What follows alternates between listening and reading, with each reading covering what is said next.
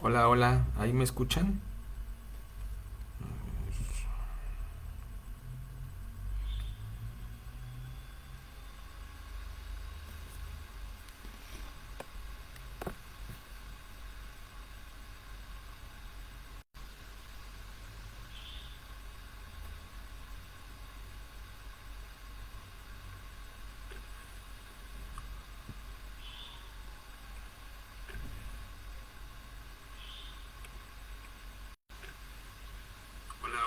Creo que ya está.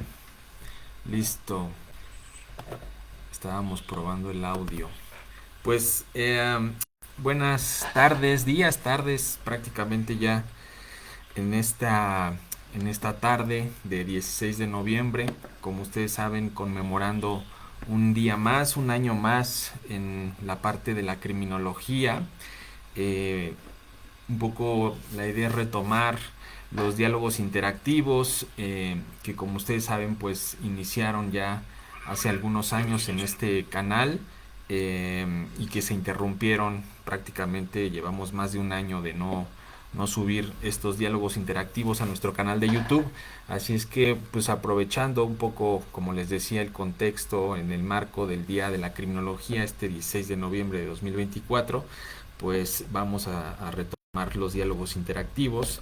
Vamos a ir subiendo nuevamente videos a nuestro canal de YouTube.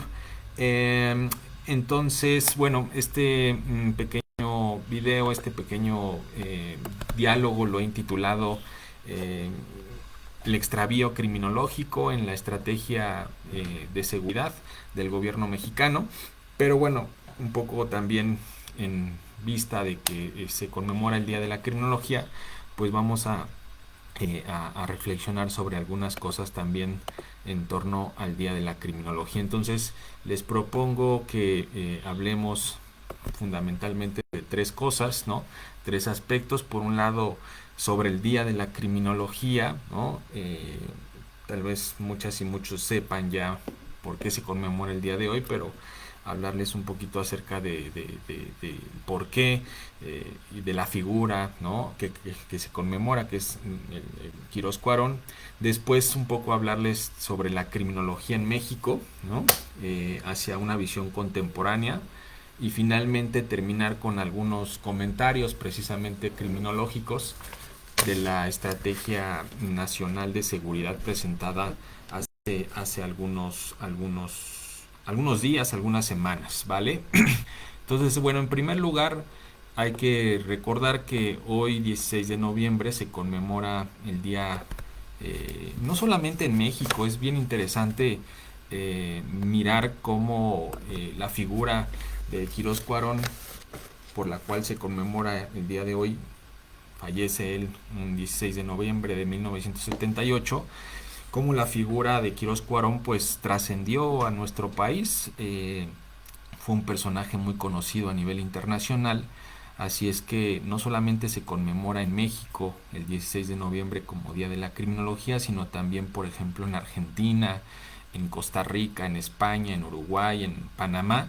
También se celebra, también se conmemora un día como hoy, 16 de noviembre, el Día Nacional o el Día Internacional de la Criminología, ¿vale? Se conmemora, como les decía, dado que en este día, pero de 1978, fallece Alfonso Quirós Cuarón, que digamos, pues a partir de él, ¿no? De su figura, de su existencia, la criminología en México tiene un repunte muy importante.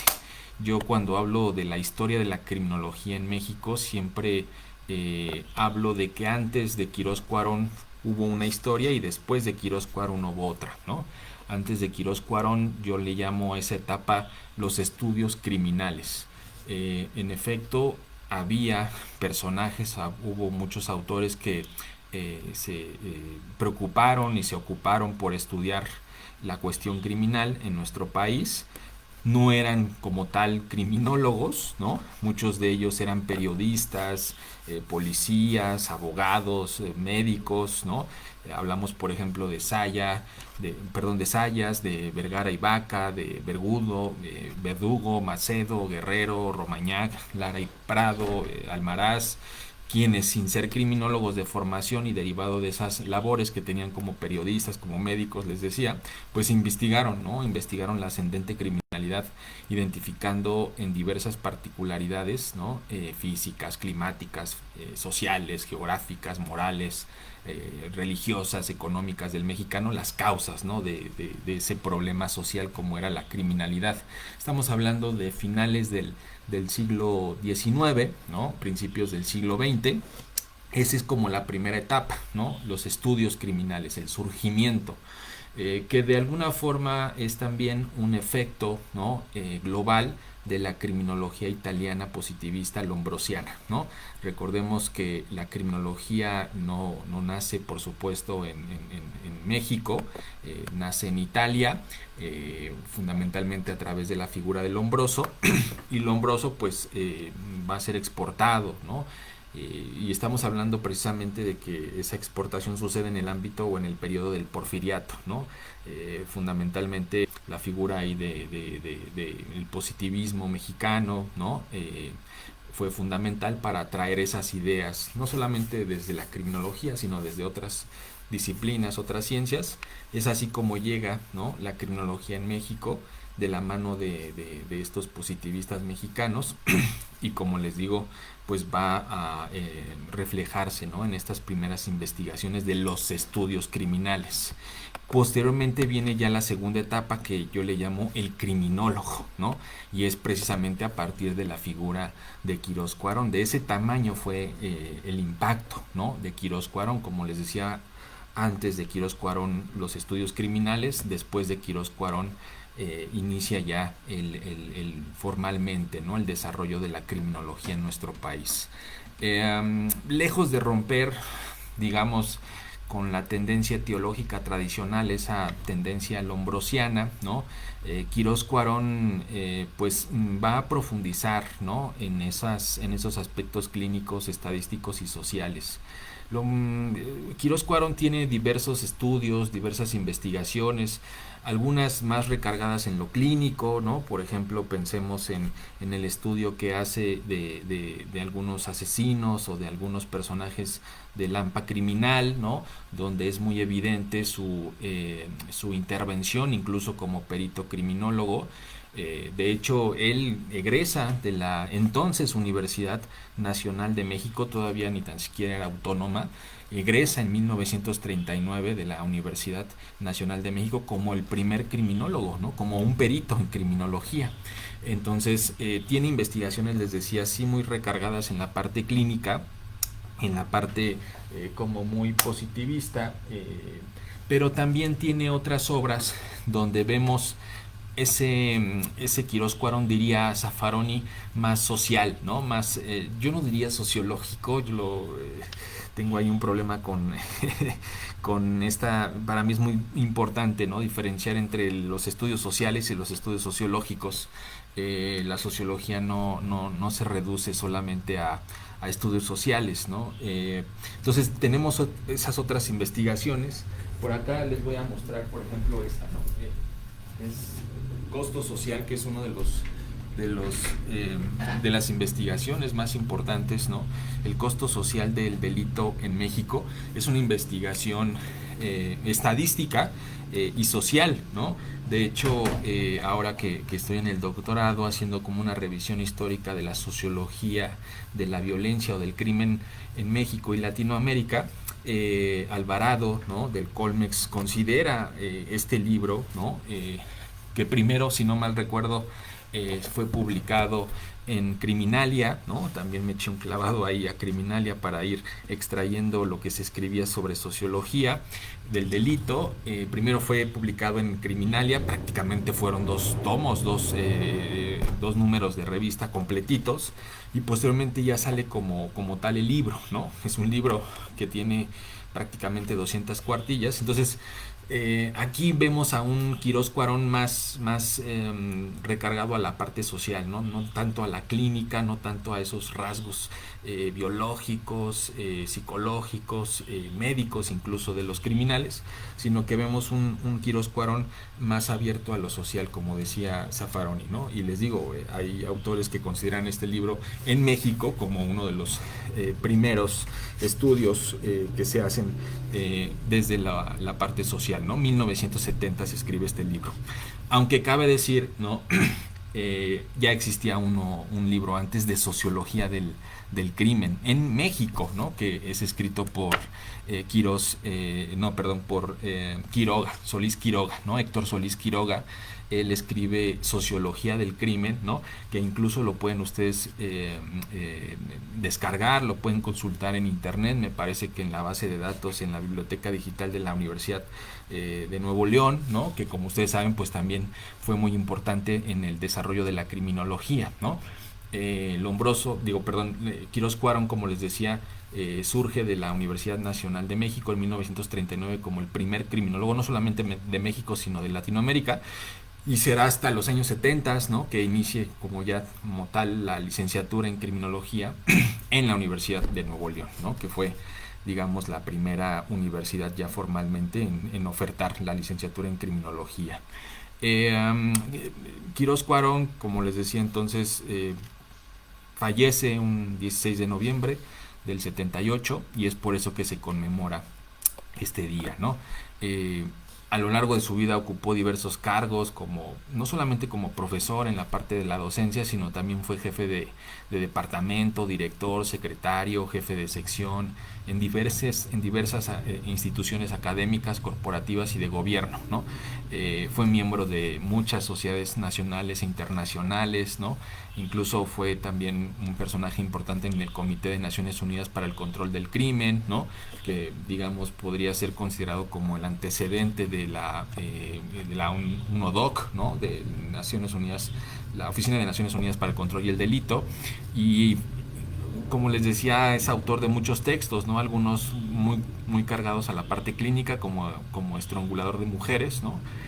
Y otros más como desde la parte social, como es este, ¿no? El costo social del delito en México. Entonces, él muere en un 16 de noviembre, en el 78, dando clases en la universidad ya autónoma, ¿no? Ya la Universidad Nacional Autónoma de México.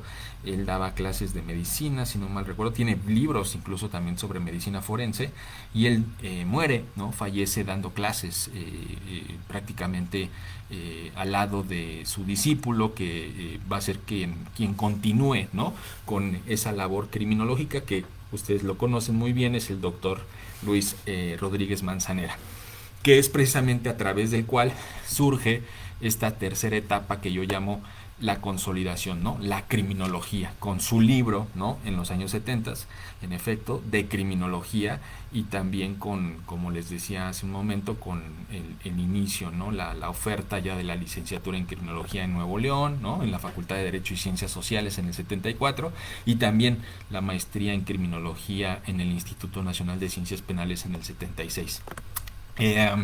Después de esas etapas, ¿no? Primero los estudios criminales a finales del siglo XIX por no criminólogos, pero que estudiaban el crimen. Después con la aparición del criminólogo de Quirós Cuarón, y finalmente de la criminología, de la etapa de la consolidación en los años 70, 80. Viene una cuarta etapa que yo le llamo la crisis revolución. Es una etapa como de claros oscuros. Por un lado, es cuando surge, finales de los 80s, o no surge, sino se visibiliza un poco más la parte de la criminología crítica, no solamente en México, sino en todo el mundo, en Italia, en Latinoamérica. Incluso México va a ser sede, ¿no? La Universidad Autónoma Metropolitana, la UAM, va a ser sede de una de las reuniones más emblemáticas, ¿no? Del Grupo Latinoamericano de Criminología Crítica, donde van a firmar diferentes personajes, incluso el propio Rodríguez Manzanera, ¿no? Que yo he criticado mucho esa cuestión, ¿no? Es uno de los firmantes de esa carta, ¿no? Sobre criminología crítica en los años 70. Pero bueno, es una especie como de periodo de claros oscuros, llega la criminología crítica, como ustedes saben hay una crítica muy fuerte de la criminología tradicional, y entonces a partir de ahí como que empieza a tambalear, empieza a ponerse mucho en duda los pilares, ¿no? Fundamentales de la criminología. Pareciera ser que hay un movimiento, como les decía, muy fuerte de la criminología crítica, pero al final se apaga, ¿no? En los años 90 se apaga, como dice Carlos Elbert, se difumina, no logra hacer un proyecto político más allá de algunos estudios, de algunos congresos, etcétera, ¿no? Y como tal, la criminología positivista clínica, pues como que entra en un bache, ¿no? Entra en un bache importante.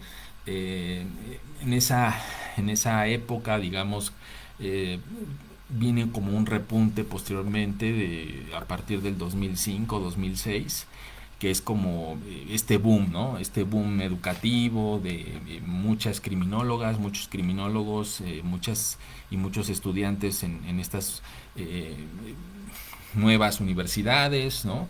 Eh, Checaba yo el día de ayer o antier, antes de que diera una ponencia en la Suprema Corte sobre criminología contemporánea, que la matrícula hoy en día está de criminología está sobre los 125,000, 130,000, ¿no? Entonces vemos un crecimiento que yo siempre he dicho no fue un crecimiento desafortunadamente eh, pues positivo o ordenado, ¿no? Sino más bien una explosión ahí caótica en la cual eh, comienzan a surgir muchas universidades, muchos colegios, muchos institutos, empiezan a egresar muchísimas criminólogas y criminólogos, y entonces viene esto que yo llamo el desencanto profesional, ¿no? Muchas y muchos criminólogos estudiando, muchas universidades, pero en la parte profesional pues hay como un tope, ¿no? Eso lo empezamos a ver en los años en 2012, 2013, ¿no? Y ahora, ¿no? Hay como una especie, digamos que de resurgimiento de la criminología, parece que surge, parece que está como muy, vemos sobre todo desde una perspectiva la especialización de la criminología que muchas y muchos siguen, ¿no? Que la criminología corporativa, que la criminología educativa, que la criminología, etcétera, etcétera, ¿no? Vemos como un repunte desde esa perspectiva, ¿no? Pero digamos que desde la parte teórico-metodológica, pues sigue habiendo un estancamiento, ¿no? O sea, sí puede ser que estemos viviendo un avance en la parte pragmática, en la parte de la diversificación de las áreas en las cuales el criminólogo o la criminóloga pueden trabajar, que ya no se reducen en efecto a la parte de la penitenciaría, de la prisión, ¿no? Pero yo no veo, por lo menos, digo, salvo contadas excepciones, un ejercicio profundo sobre cómo pensar o cómo construir una criminología que nos pueda ayudar a entender lo que está pasando en México, ¿no? Como ustedes saben, desde el 2005, 2006, incluso un poquito más antes, ¿no? 2005-2006 fue como el vaso la gota que derramó el vaso, pero desde los años 80 vemos en México un repunte importante de los delitos, ¿no? De las violencias, de las violaciones a derechos humanos. Estamos en una crisis total de inseguridad, y me parece que la criminología poco ha abonado realmente para entender o para complejizar, ¿no? Más allá, repito, de que hay más criminólogos en diferentes áreas, ¿no?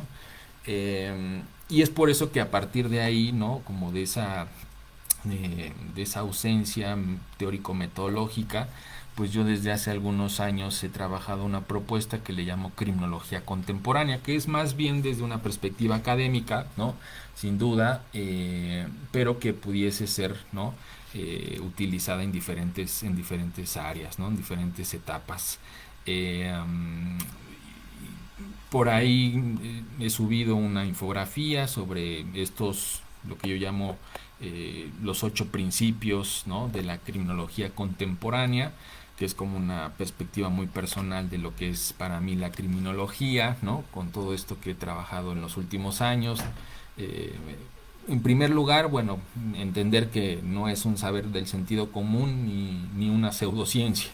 parecería obvio, parecería algo pues de poca importancia, ¿no?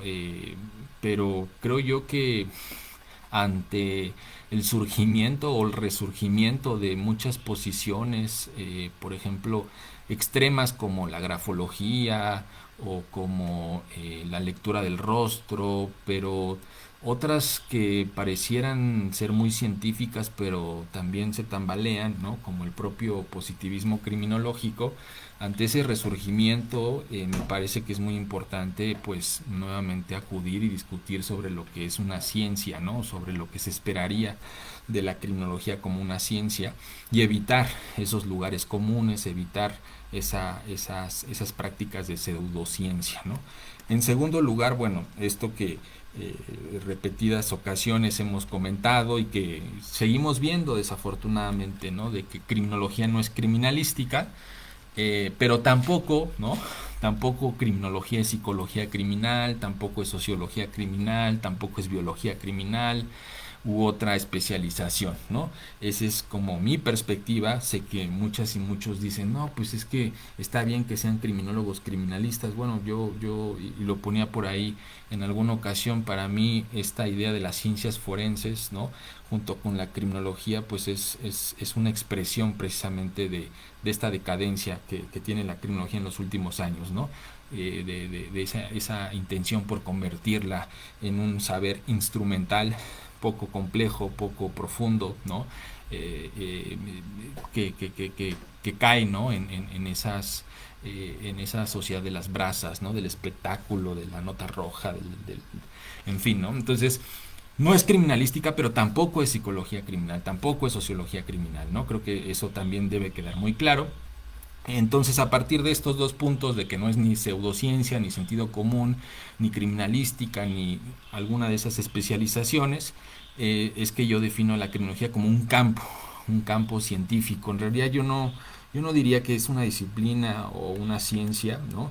Que digamos, se ha discutido mucho si es ciencia, si es disciplina, para mí sería un campo, ¿no? Un campo científico, teórico y empírico, metodológico de la complejidad, ¿no?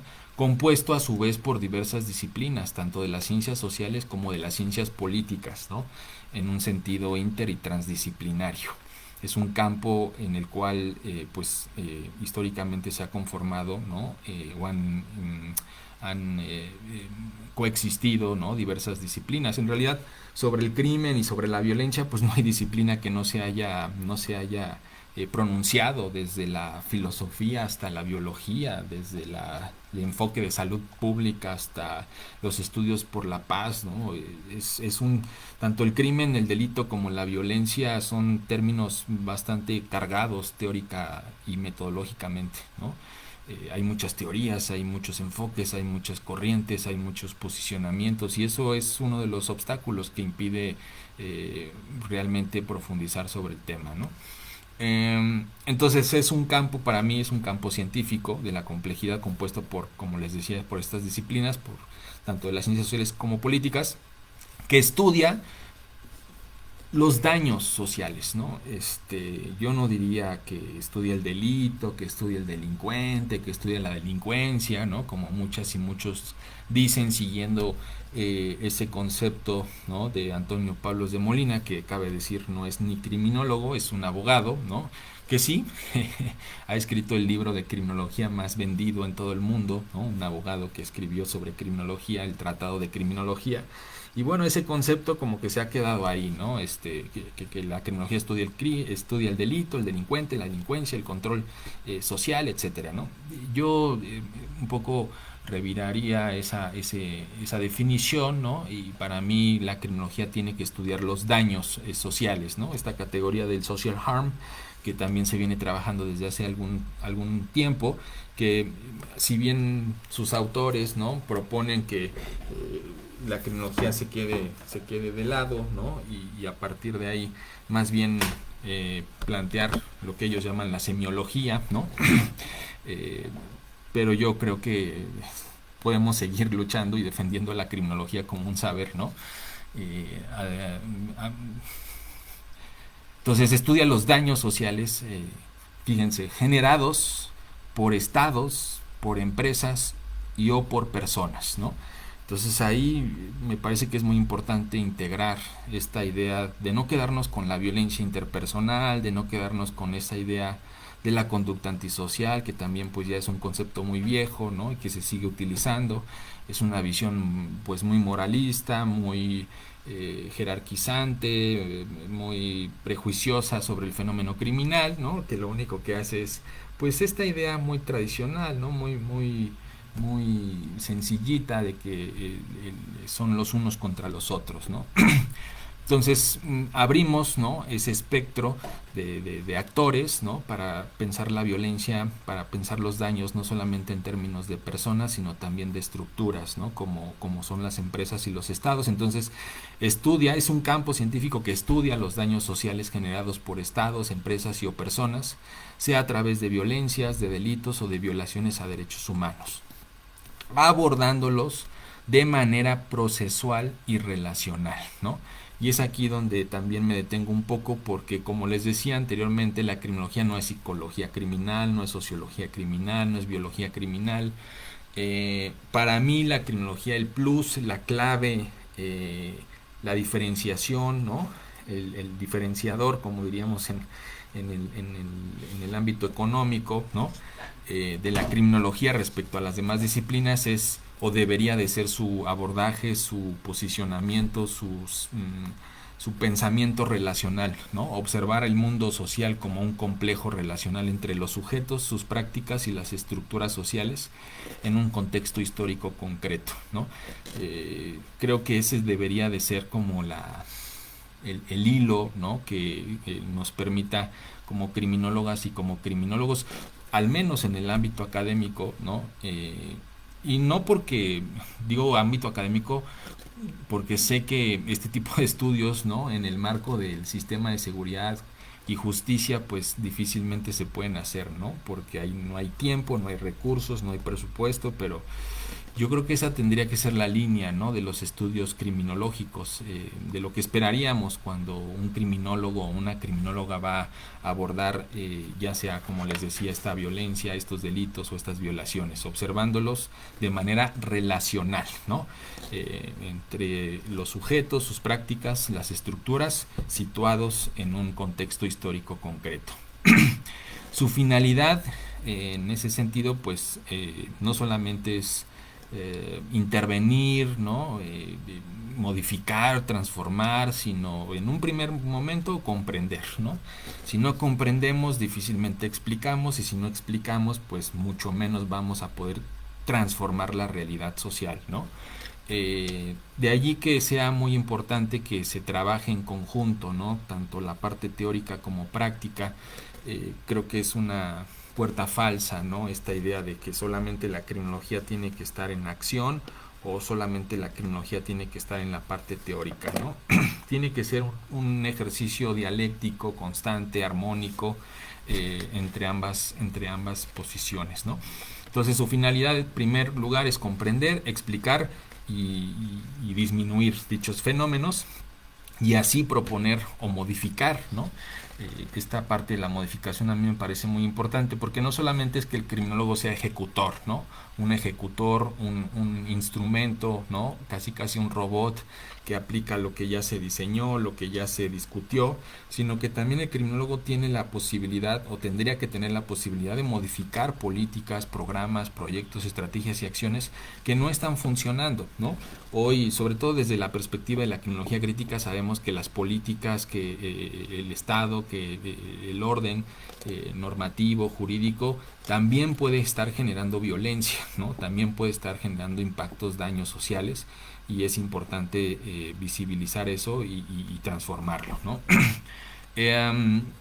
Obviamente estas políticas, programas, proyectos, estrategias y acciones tendrían que ser desde con un carácter preventivo, disuasivo y o reactivo, ¿no? Por eso es que a mí me gusta mucho hablar siempre de estrategias integrales, ¿no? Que ya más adelante hablaremos de que la estrategia del gobierno mexicano, presentada hace algunas semanas por Harfuch y Sheinbaum, pues carece de esa visión integral, ¿no? Es una estrategia, me parece, muy policial, muy reducida, ¿no?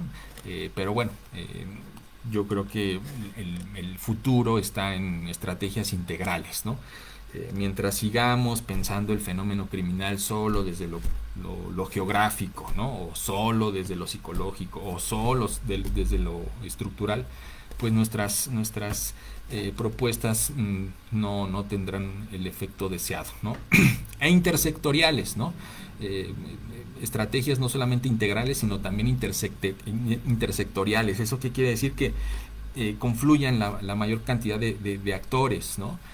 No solamente desde el Estado, ¿no? Esto que llamamos siempre la coordinación interinstitucional, sino que cada vez demos cabida a la comunidad, a víctimas y a victimarios, ¿no? Yo siempre he dicho que en los foros sobre crimen, recuerdo uno, por ejemplo, que se hizo con Peña Nieto, ¿no? Sobre una discusión nacional con foros en diferentes entidades de la República para discutir la pertinencia o no de la legalización de la marihuana, y quienes brillaron por su ausencia pues fueron, ¿no? Por ejemplo, víctimas, ¿no? De la guerra contra el narcotráfico, pero también consumidores, ¿no? También consumidores reales. Entonces me parece que tenemos que escuchar también a víctimas, a victimarios, que son los actores pues de alguna forma principales, y no solamente quedarnos con esa visión, ¿no? Desde el Estado, desde la coordinación interinstitucional. Eh, la postura epistemológica, ¿no? Ese es el sexto punto que para mí sería muy importante adoptar desde la criminología, es el realismo crítico de Bashkar y el realismo marginal de Zaffaroni y Soso, ¿no? Que son propuestas contemporáneas, recientes, ¿no? El realismo crítico de Bashkar nos dice que lo real está compuesto de tres niveles: el empírico, lo actual y lo transfactual, ¿no? Entonces, a partir de ahí el modelo de Bashkar se aleja tanto del objetivismo, ¿no? Como del empirismo, del racionalismo, que digamos son los que han dominado la epistemología de las ciencias sociales. Entonces sí, por supuesto, la realidad está compuesta de lo empírico, eso que vemos, ¿no? Por ejemplo, cuando vamos a prisión y vemos a un sujeto totalmente desquiciado, totalmente anormal, ¿no? Fuera de sus casillas, pues digo, desde el punto de vista racional, pues es muy claro que hay una locura ahí, ¿no? Pero ese solamente es el nivel, es un nivel de esa realidad, ¿no? Es el nivel más empírico, el nivel más evidente, más y por lo tanto diría yo más subjetivo, ¿no? Menos profundo.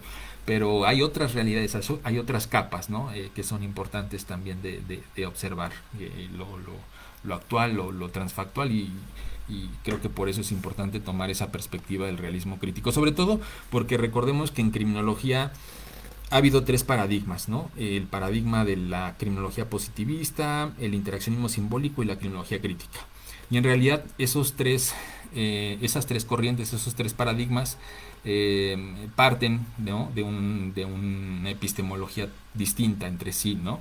Entonces lo que yo intento hacer con el realismo crítico de Bashkar, que lo hace obviamente desde las ciencias sociales, pero lo traemos acá a la criminología, pues es evitar, ¿no? Que nos encasillemos en solamente una propuesta, ¿no? Ya sea el positivismo, la criminología crítica o el interaccionismo.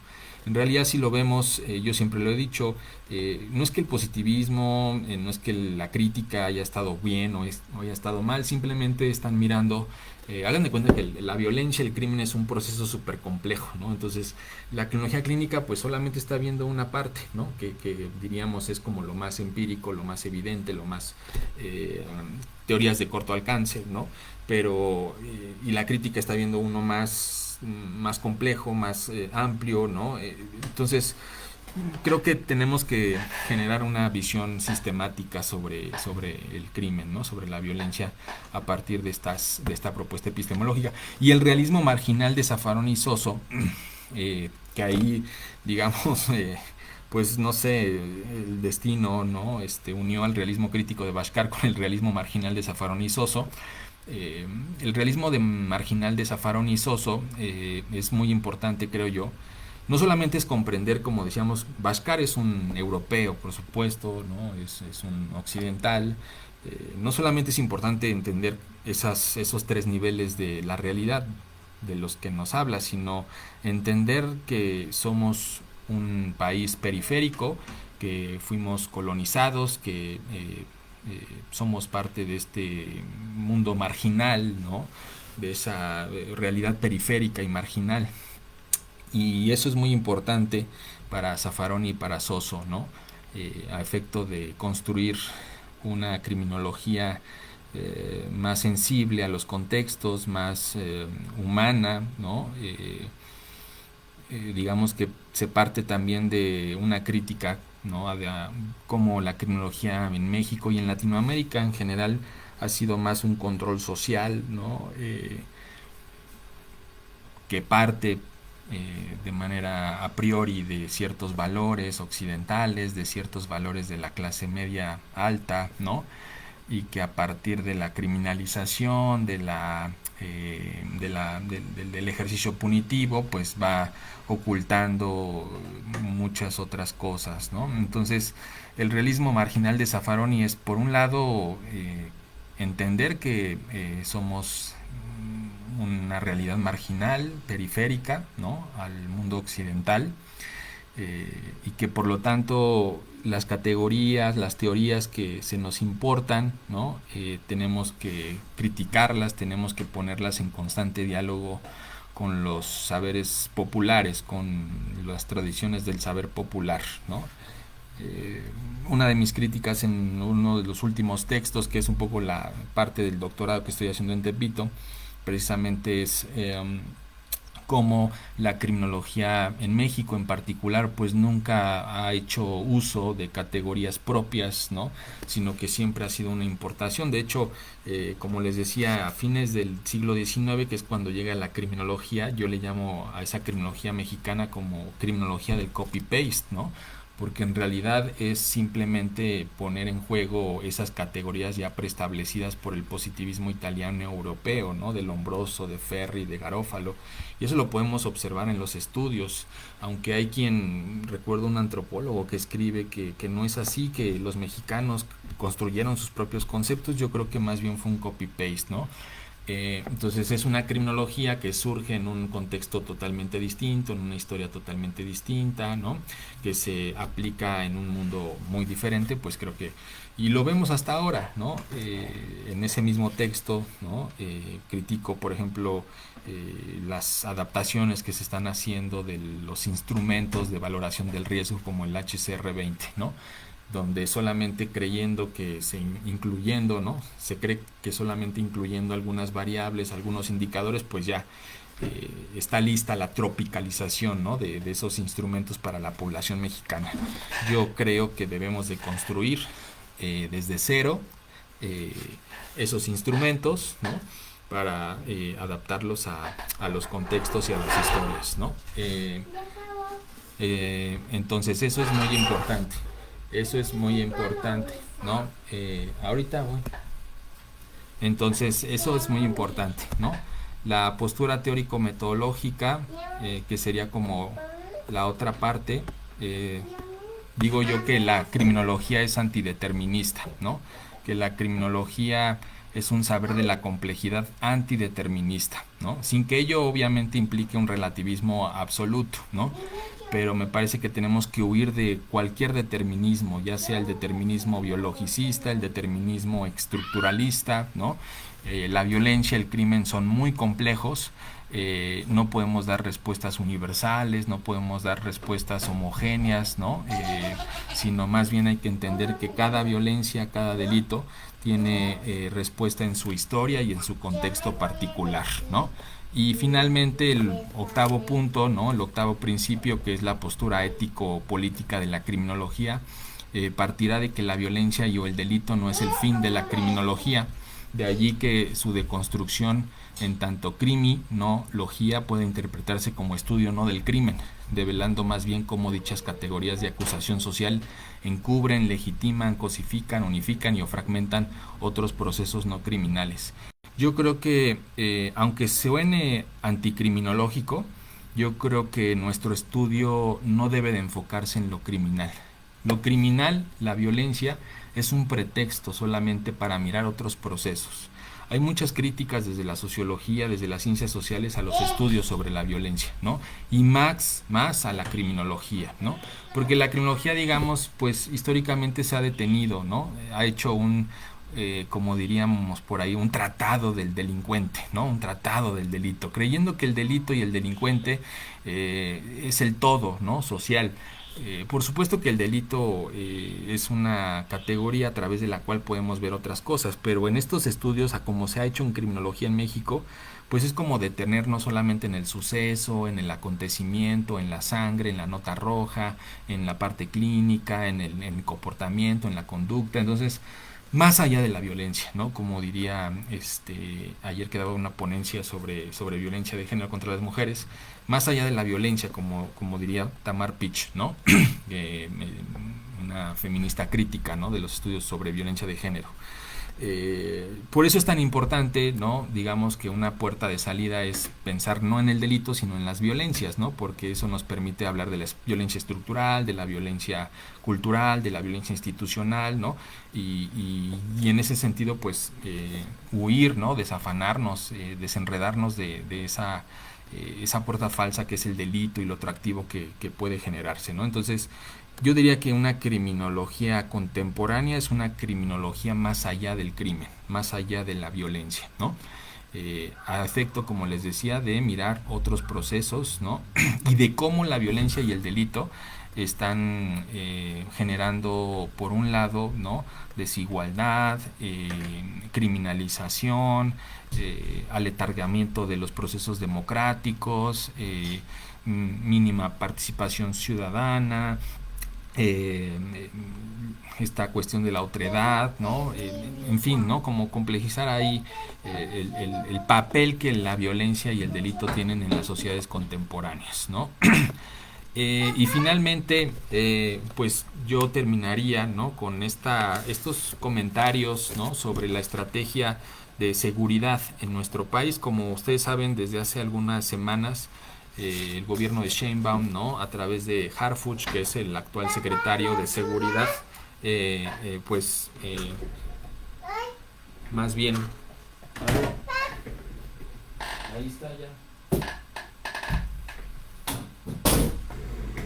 Más bien, bueno, que a través de Harfuch, ¿no? Se publicó esa estrategia de seguridad. Entonces son algunos 5 o 6 comentarios que yo tendría, ¿no? Críticos respecto a la presentación que se hizo. En un primer momento, me parece muy lamentable que no haya un diagnóstico. El diagnóstico que ellos toman, que es la primer lámina o la segunda lámina, es el homicidio doloso, ¿no? Tasa de homicidios dolosos por cada 100.000 habitantes por estado. Esa es la única lámina que podríamos nosotros interpretar que es como una especie de diagnóstico que toma el Estado, ¿no? Para generar una estrategia. Y a mí me parece muy lamentable porque si es un diagnóstico, pues es un diagnóstico muy incompleto, ¿no? Pensar que la estrategia de seguridad solamente se va a basar o tendría que basarse en un indicador como es el homicidio doloso, pues me parece muy preocupante, ¿no?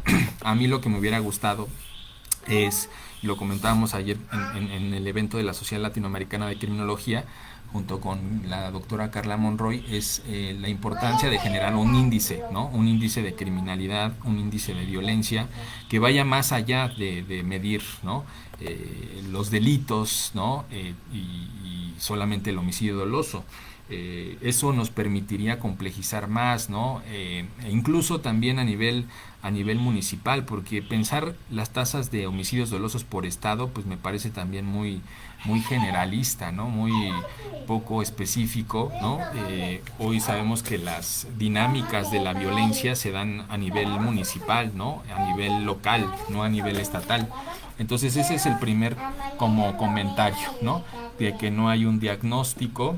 El único indicador que se toma es el homicidio entre el 2018 y el 2024, aun cuando, por ejemplo, también podemos decir, ¿no? Que hay un subregistro de homicidios. Hoy sabemos que muchos homicidios en realidad están siendo desaparecidos, ¿no? Entonces hay un subregistro muy importante de homicidios. homicidios culposos, desapariciones, otros delitos que en realidad tendrían que estar siendo medidos como homicidios dolosos, ¿no? Ese es uno de los primeros comentarios, ¿no? Que no hay un diagnóstico integral. El segundo punto es que no hay un anclaje teórico, ¿no? No hay un anclaje teórico metodológico. Eh, Incluso si ustedes ven el título de la estrategia, es estrategia de seguridad. Entonces yo me pregunto, pero seguridad, ¿cuál? ¿No? Porque uno como estudioso de este tema de la seguridad, pues sabemos que hay seguridad nacional, hay seguridad pública, hay seguridad ciudadana, hay seguridad interior, ¿no? Que es uno de los temas que recientemente se han puesto sobre la mesa, porque es a partir de ese, ¿no? Que dicen que los militares tienen que intervenir en cuestiones civiles, dado las asimetrías, ¿no? Las amenazas asimétricas. Entonces no nos dicen, ¿no? Si es seguridad pública, si es seguridad ciudadana, ¿no?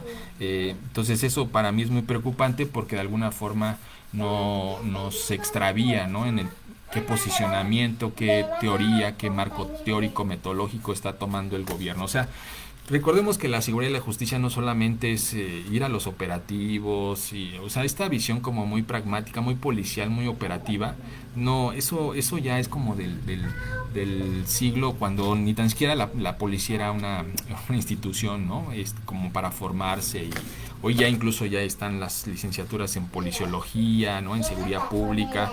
Entonces no son ámbitos como muchas veces se cree o se les quiere presentar, no son ámbitos apolíticos, ¿no? No son ámbitos neutrales, como esta idea de la ley es la ley, ¿no? Pues la ley es un hecho político, ¿no?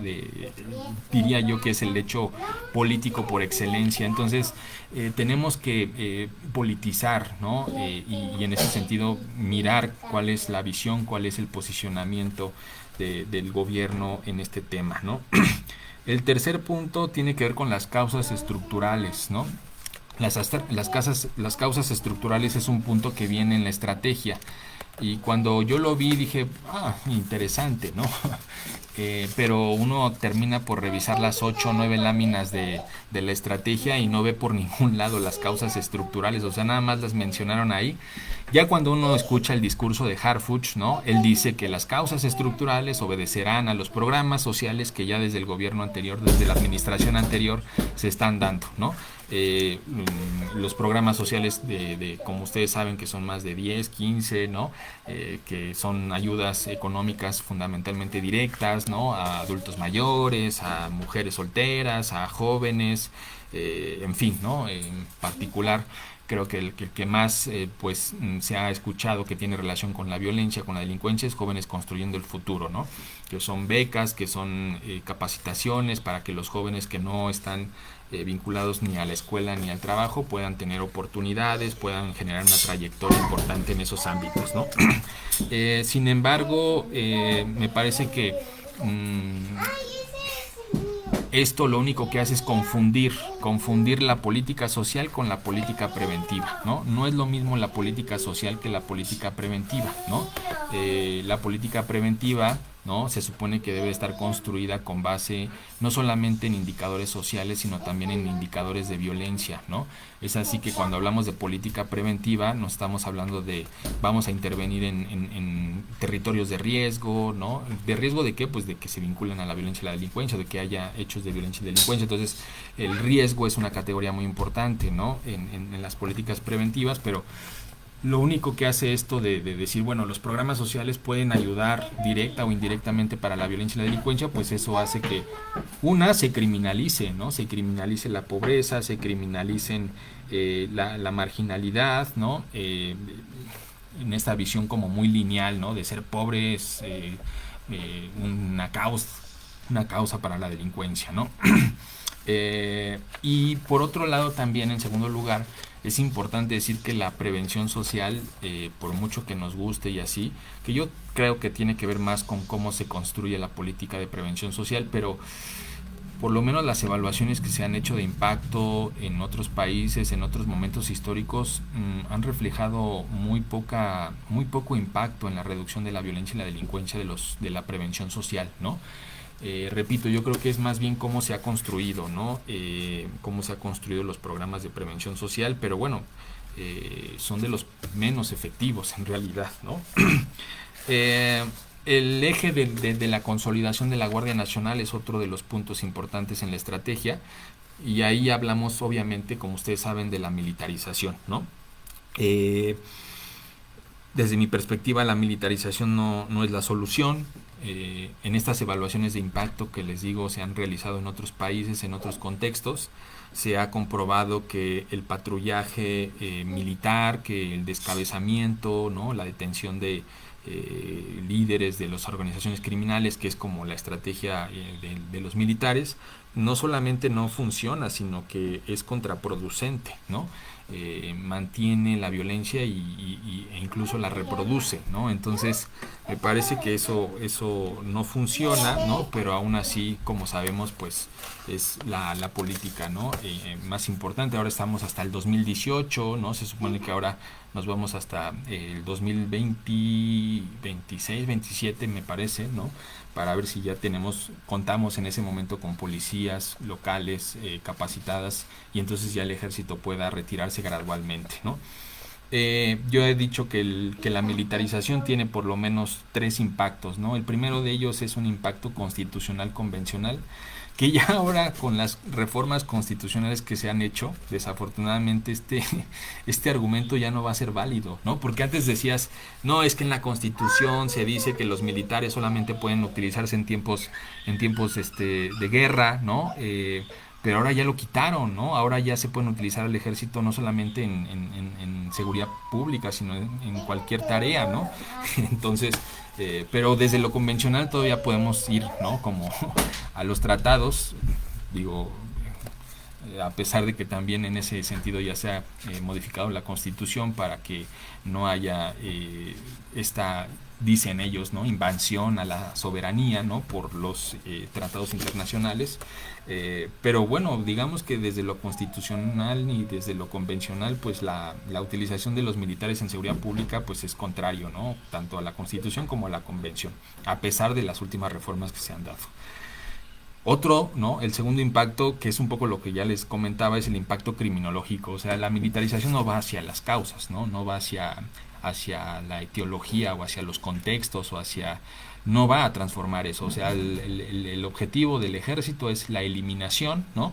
Y posteriormente, digamos, ya más por obligación que por naturaleza de lo militar, la detención, ¿no? de estos sujetos. Entonces, al no ir hacia esos contextos, hacia esos factores, ¿no? Pues se convierte en una estrategia más reactiva, ¿no? Más hacia los síntomas y no tanto a las causas, ¿no? Entonces ese es el otro impacto. Y finalmente el impacto de la gobernabilidad, ¿no? Me parece que darle el poder a los militares, ¿no? Pues no, si volteamos a ver las experiencias latinoamericanas, pues no hay buenos resultados, no esperaríamos a que lo militar tenga más poder económico, más poder político, ¿no? Se pueda presentar un golpe de estado, se pueda generar un gobierno de la dictadura, en fin, ¿no? Y finalmente la parte de la inteligencia, ¿no? Y de la investigación policial. Muchos han dicho que esto es novedoso, que por primera vez en la estrategia de seguridad del país de México se pone, ¿no? Como prioridad la inteligencia policial, la investigación policial. Pero habría que decir que, si bien es cierto, ha sido poco, ¿no? Lo que se ha hecho en investigación e inteligencia policial en México, pues tampoco es la primera vez, ¿no?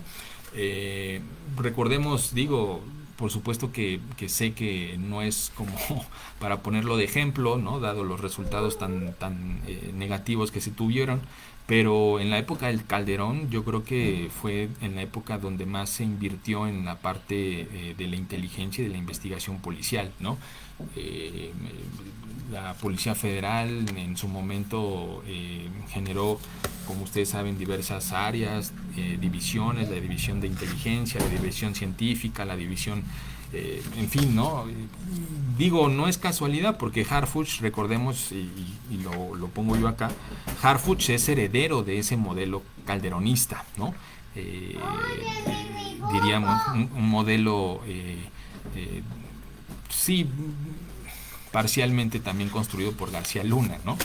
Eh, Repito, no en términos de corrupción y de lo que ya sabemos, ¿no? La sentencia que se le dio, sino también, digamos, García Luna era ingeniero, ¿no? Y tiene varios libros sobre policía y fue de los aspectos que más se generaron dentro de la Policía Federal. Entonces, Harfuch es heredero de ese modelo calderonista y no por casualidad pone, ¿no? Como prioridad la inteligencia y la investigación policial, ¿no? Entonces ese es un punto también importante, ¿no? No es nuevo. Con Calderón ya se había hecho algo en este modelo, en lo que ya habían llamado como nuevo modelo de policía, ¿no? Y finalmente ese es el punto, ¿no? Como importante. Este es el punto importante.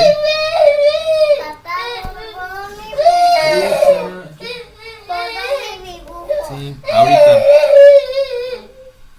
Ya, Brisa. Ven.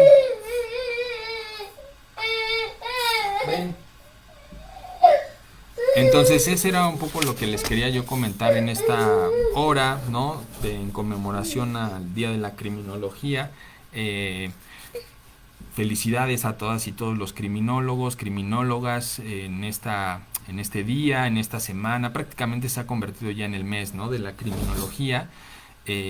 Sigamos trabajando, sigamos generando propuestas. Como les decía, necesitamos consolidar el saber criminológico de manera teórico y metodológica, ¿no? No solamente pues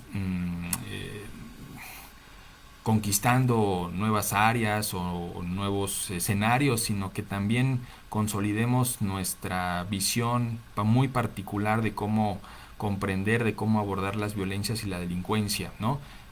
Respecto a otras disciplinas que también lo hacen, como la sociología, como la psicología, como la economía, etcétera, etcétera, ¿no? Mientras no consolidemos nuestro modelo de pensamiento, ¿no? Pues nuestra intervención, nuestra acción, creo yo que no va a ser tan certera o tan efectiva, ¿no? Entonces, me parece que es una disciplina que está en crisis, es una disciplina que necesita nuevos aires, nuevos conceptos, nuevas categorías, nuevos enfoques, y sobre todo esto que les decía, ¿no? Desde el realismo marginal de Zaffaroni y Soso, pensar en nuestro México, ¿no? En las realidades, en la cultura, en la historia que nos atraviesa, y a partir de ahí también dialogar, ¿no? Dialogar con esta criminología mexicana. No sé si tengan alguna pregunta, alguna duda, ¿no? Alguna cuestión. Sabemos que esto se va a grabar, se va a quedar por acá. Igual y pueden ir ustedes poniendo sus preguntas, sus dudas, y ya posteriormente se responden. Muchas gracias a todas y todos. Esperemos vernos pronto. Feliz día de la criminología.